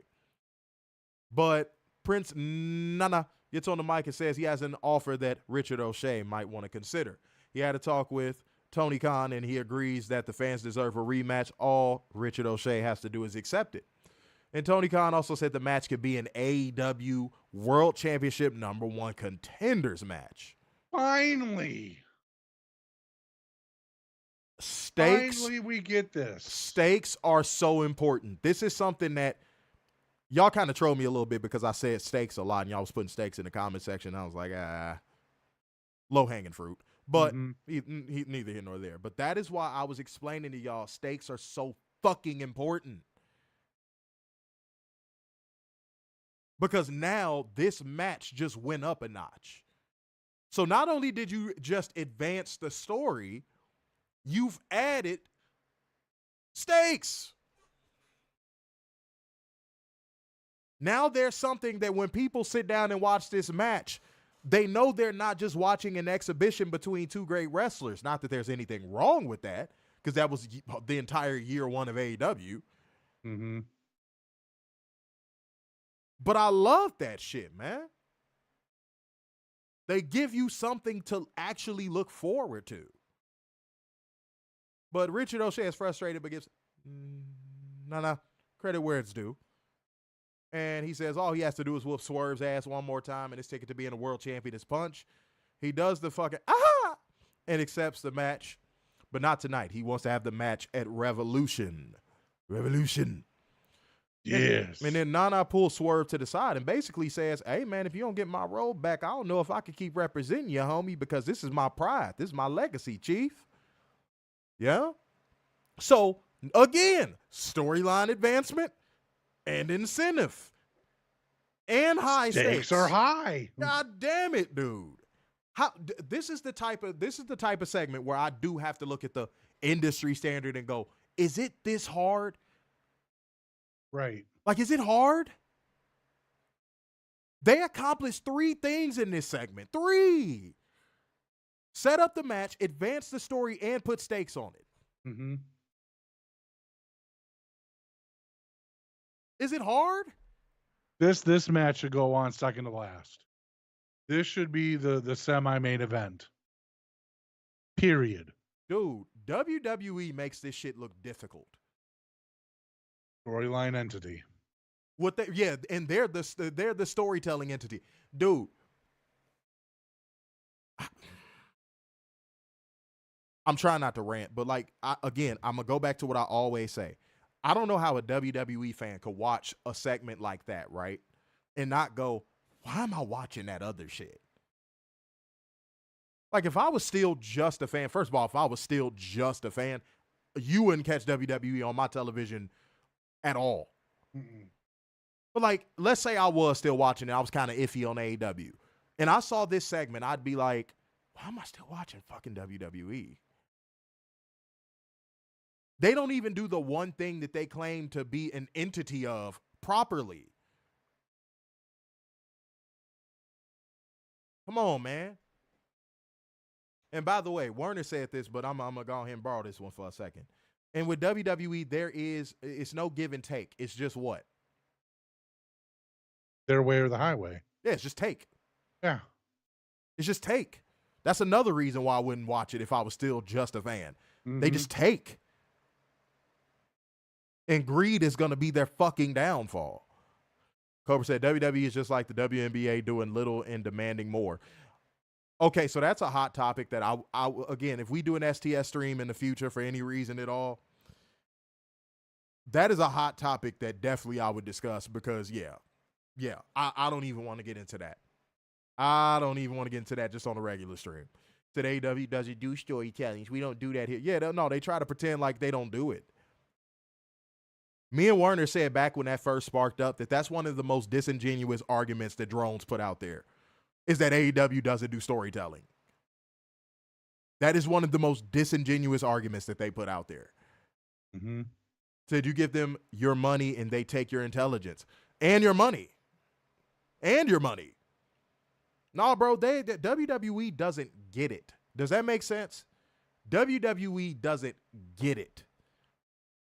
And they had such a short run and period of when they did get it in their entire company's history that for whatever reason or another, fans, for whatever reason, think that they've always been that way. WWE had a run of about, 7-8 years where they got it? Right. Out of their entire, 70 years? Come on, man. Come on, man. I told y'all this was going to be a more informative stream tonight. I know y'all like the entertainment value. I know y'all like seeing us get mad and all that stuff about WWE. But no, tonight's not one of those nights because we're not watching a show that insults our intelligence. So that's correct. Yeah. So I hope y'all are still entertained. I know there's probably some people like, I'm not feeling the show tonight. I want to rant. Like, nah, man, that's not what the show is to its core. We at the end of the day, we're here to inform. You know what I mean? All right, Warner, man, you're going to take the rest of the show from here, man. You've been too lazy. I love how I said that right as you were cracking your knuckles like you did something. Like you were that douchebag in the office like, okay, time to get to work. Okay, time to clock out. This motherfucker starts working the last 10 minutes of fucking work. It's a union job. Dude, you literally did the fucking last 10 minutes of work guy knuckle crack just now. That was so apropos in that moment. You even got to admit that. You did the time to work. Go ahead. All right. Renee Paquette is backstage with Hangman, who said MJF is gone. He left, but when he finds him, if he doesn't run him over, MJF will wish that he had. Page gets in his truck and he leaves the arena. He's going to run him over in a hybrid. No, that's a fully electric car. That's a sweet truck. Oh, that was an electric, Joe? Yeah. Oh, yeah. Oh, I'm going to have to check that out. Oh, no. I if I had the money, if I had $100,000. If this world were mine. But no, go ahead. Up next, we have the Undisputed Kingdom taking on FTR and Garcia. Hey, Adam Cole got his aura back, bro. I ain't complaining. I ain't complaining either, but like All he had to do was get away from MJF. Yeah, that's all he needed to do. That was all it took. All it took. But before you get into it, I just want to say one thing because this predates the match. It's not something that like involves the match. Mm-hmm. Well, in a way it does, but I'm not skipping ahead. I talked about levels with the opener with Will Ospreay and Bryan Keith. This was another match where levels showed. And this was courtesy of Adam Cole, of all people. Adam Cole made Daniel Garcia feel auraless. Mm-hmm. Like, so much so that when FTR and Daniel Garcia came out there, the crowd don't even pop for that dance like they did anymore because, like, Adam Cole has his aura back. It's like that once you see a bad bitch in real life, like a real bad bitch, like a bona fide 10 out of 10. And then you go back home and look at your girl and you like, damn, I thought I had one. That was what it was like tonight. Like, it was like you saw Adam Cole come out there with the aura, and, you know, you got Kyle O'Reilly doing the air guitar. It felt like, you know, old school Undisputed. And then here comes Daniel Garcia looking like fucking ketchup and mustard doing that stupid ass dance. It was levels from an aesthetic standpoint. It was levels from an aura standpoint. Yeah, he got no pop. They like briefly went, oh, hey, when he did the dance thing, but like, yeah, no, they didn't give a fuck. After seeing Adam Cole and Undisputed make their entrance, they were like, fuck these dudes. Not these dudes. FTR got a pop. But like, yeah, Daniel Garcia, they were like, dude. Why were probably wondering, like, why is Daniel Garcia with FTR? Yeah, they were like, and you could tell they were kind of like, why were we cheering this shit before again? Yeah. You could hear it. But now, go ahead, get into the match, man. I'm sorry, my fault. I'm just gonna say this: 5 out of the 6 people worked their asses off. Definitely. And we know which one didn't. And Daniel Garcia just slopped the matchup. Did anybody else notice that? Every time he came into the match, it got sloppy. Those outside the ring sequences where they were all out there just doing something. Like you had Roderick Strong doing a backbreaker on the barricade. Mm-hmm. Kyle O'Reilly was flying around. That was cold. That was cold as hell. Don't get that in the other company. Hell no. That shit was cold. I like the way they did that. But go ahead. All righty. So we have Roderick Strong caught in a sharpshooter. As you know, as FTR bald, so no soul Kyle O'Reilly's kicks to the chest. Mm-hmm. So O'Reilly stuck in a guillotine. Mm-hmm. Cash Wheeler then applied the abdominal stretch. As while all 4 of those were literally tied up, Cole got a jackknife pin on Garcia for the flash win. Garcia looked shocked. Dude, you're a bum. Why do you look shocked? But then we would have it announced that Daniel Garcia will be going against Adam Cole for the TNT Championship on Collision this week. That fucking title off of him, Tony. Werner, I tweeted out immediately. Please let Adam Cole win this match. Yes. I didn't even care if a bias showed in that moment. I was just like, I don't give a damn. Please, Tony, please, for the love of all that is holy, cut your fucking losses, dude. It's done. You tried. It's done. I'm going to say it again. You tried. It's done. Get that belt off of Daniel Garcia now. You are not going to get a better opportunity than Saturday. This has to be the coldest that title has been in the company's history. It's Arctic. It's fucking Arctic. Get that shit off of him pronto. Let him have some fire-ass solo feuds pronto. Good Lord. Go ahead. I'm sorry. I just do when I saw that graphic pop up. I was like, Tony, you better do the right thing, dog. Yeah, exactly. All righty, we go backstage to Claudio searching for Cope, who bursts into the camera shot. They brawl into the arena to the ringside area where Wheeler Yuta shows up and attacks Cope from behind. Pause. Oh, shit. Allowing Claudio to send Cope into the steps as Marina Shafir, her sexy ass, She's so sexy, bro. is watching on. Cope is thrown into the ring as Claudio hits a chair shot to the back repeatedly until Yuta wanted to Pillmanize the neck, but Claudio waved it off and wanted to do a concerto instead. Jay White showed up with his music hit, stormed to the ring. The distraction allowed Cope to recover, grab the chair, hit a few chair shots, and spear to Castagnoli. Shafir hopped on Cope's back, but spun her off in time as Yuta charged with a Busaki knee. Busaiku. God damn it, Werner. Words are hard, okay? You tried. You put some emphasis on it and everything. You tried. You tried. Hitting Shafir while White laid out Yuta with a Blade Runner. Claudio was placed head first on the chair and given a concerto by Cope. Well, White held off John Moxley with a chair. He looked pissed. Jay White came out there like a retired white man from Boca Raton, Florida. Why am I having to fucking work? God, no, why can't I move? That motherfucker was wearing a swingers community outfit. Damn.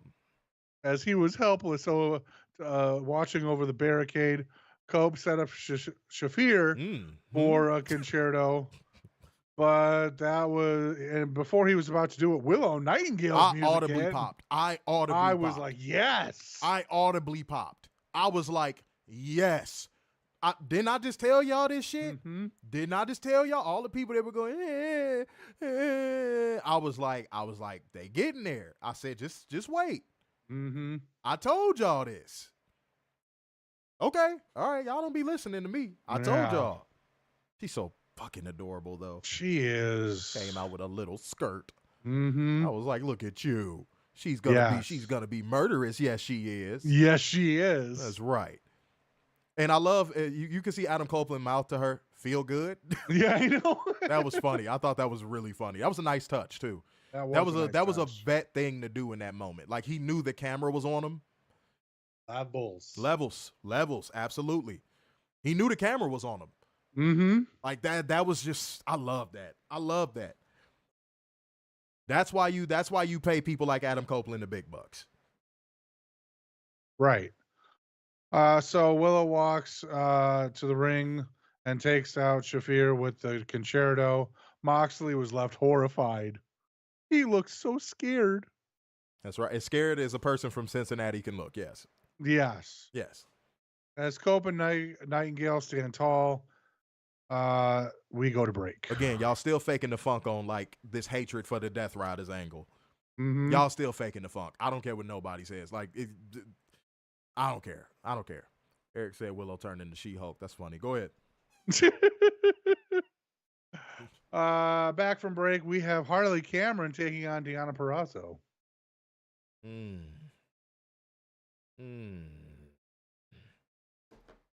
Warren, I know this is a hard moment for you in more ways than one. This is I'm so conflicted.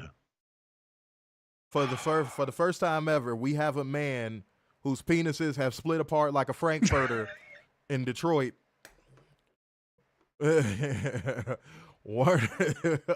Werner no longer has a shaft. That motherfucker has a subway station. It's okay. Werner, you got to pick. I'm going to force you to pick a side here. You can't do the bitch made man thing and go both. You got to pick a side here. Who are you rooting for, sir? You know I was rooting for Deonna. There it is. There it is. You know, you just can't give up. There it is. You know, you staying true. I feel you, man. I feel mm-hmm. you.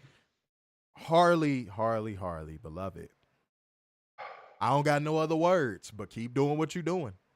I mean, this was a very good match. This time she did it in the ring. Yeah. This was a very, very good match. Both women shined. But I want to see Deonna start to get some wins. I do. We are at a year and a month for Deonna since she signed. You keeping track of how long she's been in the company? Yes, I am. You want to tell me if she got toaster strudel in her freezer, motherfucker? Good God. All right. Like she's been here. She got her world title, opportunity, and then He a fan. He a fan. He a fan. He a fan. He a fan. He a. That's Werner right now, man. God damn. I just she needs more wins. She needs something. Do something with the vendetta. Something. That Werner keeps track of his ladies. Werner ain't no pimp. Werner ain't no pimp. If Werner had hoes, they would end up in different states without his knowing. Motherfucker, like, where's my bitches at? Where's my bitches at? Baby, I told you I was going to Florida. The bitch, you didn't tell me nothing. Werner don't even got a proper pimp car. This motherfucker pull up in a Prius. Straight up. But no, not willing to give it a mini cheat code only because it is. I feel like it didn't have enough time. I agree. 5 more minutes, I would have probably gave this a mini cheat code. 5 more minutes. I completely agree. Yeah, 5 more minutes, I probably would have gave this a mini cheat code. But it was still a decent match. Like Mr. Mayhem just said, it was still a decent match. And Harley is just, dude, the improvement. And I love Tony telling them in the headsets to tout her improvement that she's made and remind people that she's only been wrestling for 3 years. Right. Yeah. Oh, Chloe. She's doing better than a certain dentist. Chloe, look, Chloe got the 411 on you. Play. Is it true that you out here being a sugar daddy? Are you sugar what papa? What money do I have? Are you sugar papa? No, I am not. Do they call you Bear in the Big Blue House, Werner? No. Uh-oh. We got sugar daddy accusations. They maybe the addition to the vendetta would be the game changer, I hope. Miguel said, didn't Deonna get a match with Tony Booty after she signed with AEW? That was a year ago. You want to tell me the minutes too, motherfucker? All right. Well, that'll take some math. Give me some time on that one. I can't math anymore. All right, but go ahead. Let's wrap this show up, man. All righty. So, obviously, Harley Cameron won with a reverse roll-up. Up next, we got a video package for fucking Orange Cassidy as the international champion. Favorite moment of the show for you? Oh, no. No. No. No. No. It was, man. No. You needed that background on your man. If I could hit him with a baseball bat across the face, you in this fucking baseball bat? God damn it, Werner. There's other weapons. Say sickle or some shit. I don't know. Just anything but a fucking baseball bat. Fuck. Yeah, go ahead. Then we get one for Takeshita and his current reign as champion. We see the history of Kenny Omega, and he's had in the past with both men. Awesome. And one of these men will face Omega at Revolution for the title. And we go to break. Back from break, we see Marina Shafir and Claudio Castagnoli loaded up into an ambulance together as Cope, Willow Nightingale, and Switchblade Jay White close the doors. Excellent shot. And send the ambulance on their way. Excellent. Yes. Excellent. You know why? Because it means Adam Copeland said something in a promo, and he's actually doing it. WWE. I love when the WWE be like, yeah, I'm going to eviscerate you at the pay-per-view. And I'm like, no, you're not. You're not. You're not. I'm going to fight until blood, sweat, and tears. You're not, though. You're not, though. Adam Copeland's actually doing what he said. God damn, dude. It's not that hard. Go ahead. I'm sorry, man. My fault. I like the shot at the end where there was just the three of them. Yeah. That was a perfect shot. Yeah, that was cold-blooded. Yeah. All righty, we got the main event. All right. We have Takeshita taking on Orange Cassidy. Oh, I got to try not to get pissed off. I got to try not to get pissed off. Okay.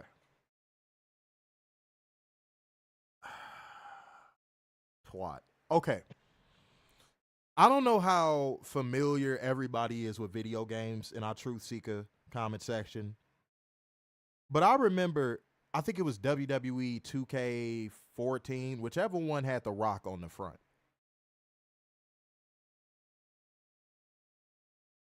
If you set the game to the highest difficulty on that game, it was like a glitch of how often you would get reversed. It was comical how often you would get reversed.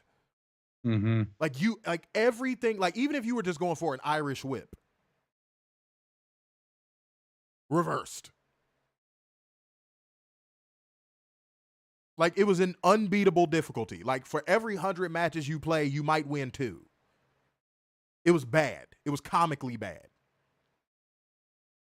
That was how Orange Cassidy was working this fucking match against Takeshita.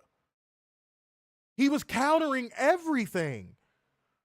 And it was making Takeshita look weak. And it was getting on my fucking nerves. It was getting on my fucking nerves. And again, levels. This shows why Orange Cassidy shouldn't be in this fucking position. Because if he's not doing that, he can't get a match over. And me and Warren have been saying that for a long ass time. Mm-hmm. If he's not doing the goddamn spamming goddamn signatures and reversals, he can't get a fucking match over. God damn, that shit pissed me off so fucking bad. If you want to go results based with this one, you can. If you want to go through it, you can. I don't give a shit. I just had to get that out. Takeshita used a Fire Thunder Driver for the win. This match reminded me of Wardlow. It did in every way, bro. Every effing way. In every fucking solitary way it possibly could. So, does Takeshita have heat with Tony? That's my only question. Because if you have heat with Tony, Orange Cassidy's his little pit bull. Now Takeshita needs a makeup match just so he can look dominant again. So now Murder Machines and Takeshita need to be brought back up to the standard. Because Tony couldn't help himself.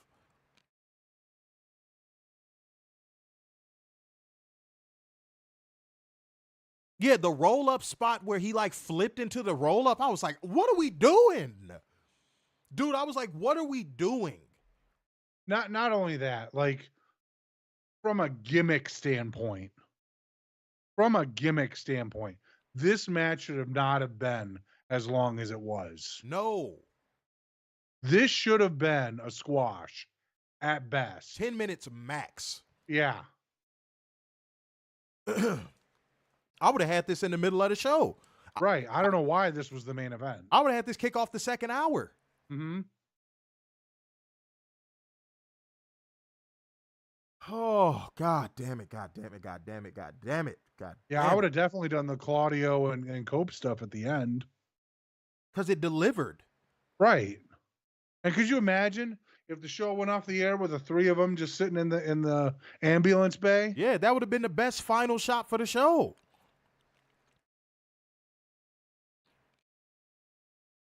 And yeah, Tony, you can't even justify it anymore because Orange Cassidy isn't coming out to Pops, bro. Mm-hmm. You can't even justify him even being in those spots anymore. See, at least back then you could justify it a little bit because those few dweebs in the crowd would pop for him. But now you can't even justify it because he's coming out there to fucking Cricket Wireless, bro. So there was a couple things that knocked my rating down on this show, as you can tell. I still thought it was I won't say solid. I think it was a very above average show. I love the storyline progression on this show tonight. Mm-hmm. I ended up landing at an 8.1. I was barely just above an 8. I ended up landing at like an 8.1 for this show. I'm glad a lot of people are showing levels now to where Tony Khan can trust that he doesn't have to book these people anymore. Mm-hmm. But every now and again, he has nights where he just like, he can't help himself. So that knocks some points off of me. Moment of the night. You know what? I'm going to go off the beaten path a little bit. I'm going to go with Will Ospreay working with the people that he doesn't even have to work with. Yeah. Like, at the end of the day, I respect that.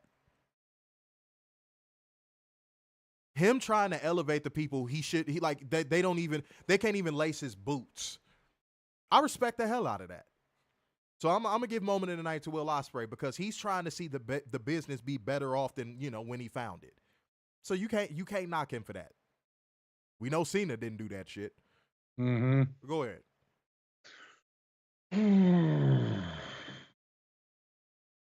I'm gonna go 7.8. I thought the story progression on this show was top notch. And WWE could learn a thing or two. Moment of the night. Jeez, there was a lot. I'm gonna give it to Cope, Willow, and Jay White.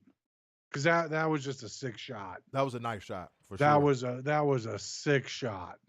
And then Cope doing the levels did it feel good? That camera awareness. Mm-hmm. Yep.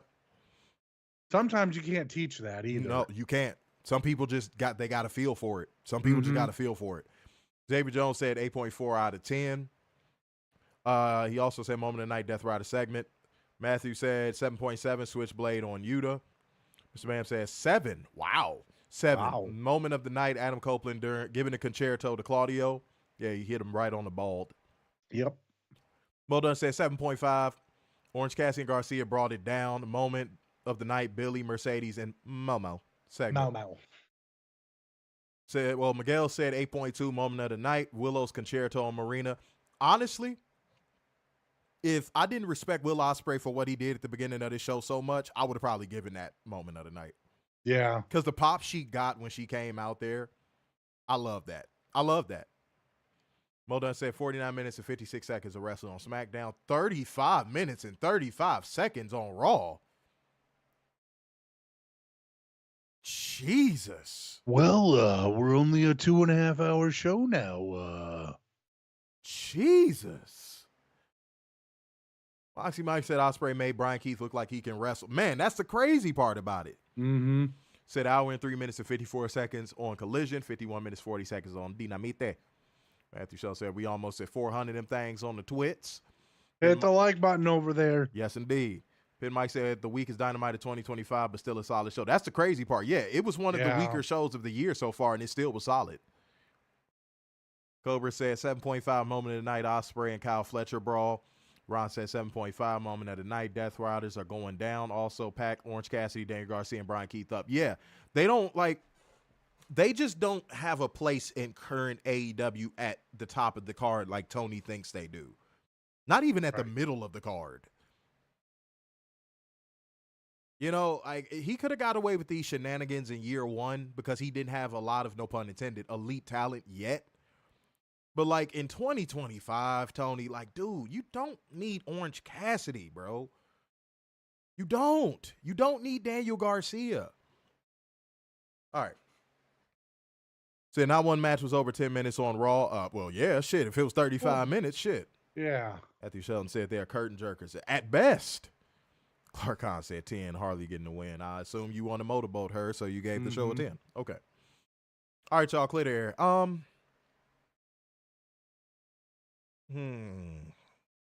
Keep yourself occupied with things that are worth your time.